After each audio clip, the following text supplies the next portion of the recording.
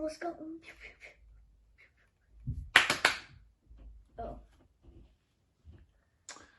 Hello, and welcome back to another episode of the Biscuit Break. My name is Finlay, and this is my co-host. Jack. And today we're going to be taking another scientific look at some of your favourite biscuits. The biscuit that has popped up on the menu today, as all seemingly the biscuits that we review are, is another classic.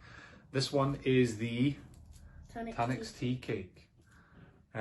Looking at the packaging, Jack, what are your first thoughts? I like silver. You like silver? Okay. It just becomes every colour that appears on the packaging is one of your favourite colours. But once we go through the whole rainbow, then I assume we'll have been through all your favourite colours by that point. But the packaging is quite nice. It's a kind of little kind of foil wrapper around it. The little kind of red contrasting with the silver, the classic kind of Tunnock's logo.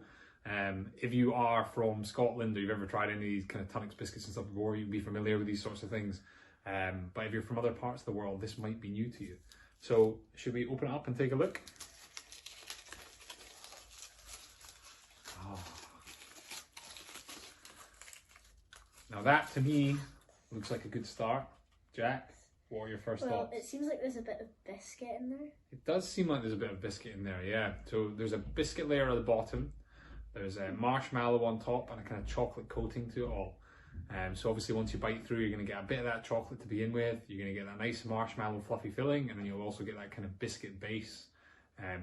Biscuits is a good thing. We kind of went onto the kind of cake category last week, but it's nice to be back into our kind of hometown of biscuits. And yeah, so what we should probably do now is the next part of our scientific assessment, which is going to be the break of the biscuit.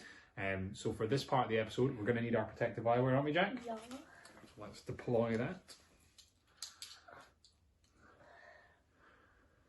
As I often say, this is not something that should be tried at home, but if you are going to try these kind of analysis of biscuits, then please make sure you're wearing protective eyewear. So we're moving on to the most important part now, which is the break. Oh, this is going to be a bit of a messy one. Yeah. Jack's saying he's scared, but I mean, look at the tear of that marshmallow. This isn't really a biscuit you should ordinarily be breaking, I suppose. I think Jack's ended up with just a big pile of mush in his hands. But yeah, you can see obviously a nice thick layer of marshmallow in there. It's quite a lot of marshmallow, isn't it? Yeah. So let's move swiftly onto the dip. Jack's got a glass of milk, and I this time have a cup of coffee rather than the usual tea. Give it a little dip. It's coating the biscuit really well. And now for the taste.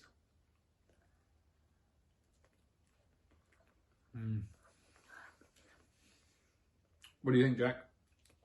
I like the marshmallow. Yeah. It's kind of like marshmallow fluff, isn't it? Yeah. It's really, really sweet. The marshmallow is obviously just pure sugar. More sugar on top of that with the chocolate. And then what is undoubtedly a very sugary biscuit underneath.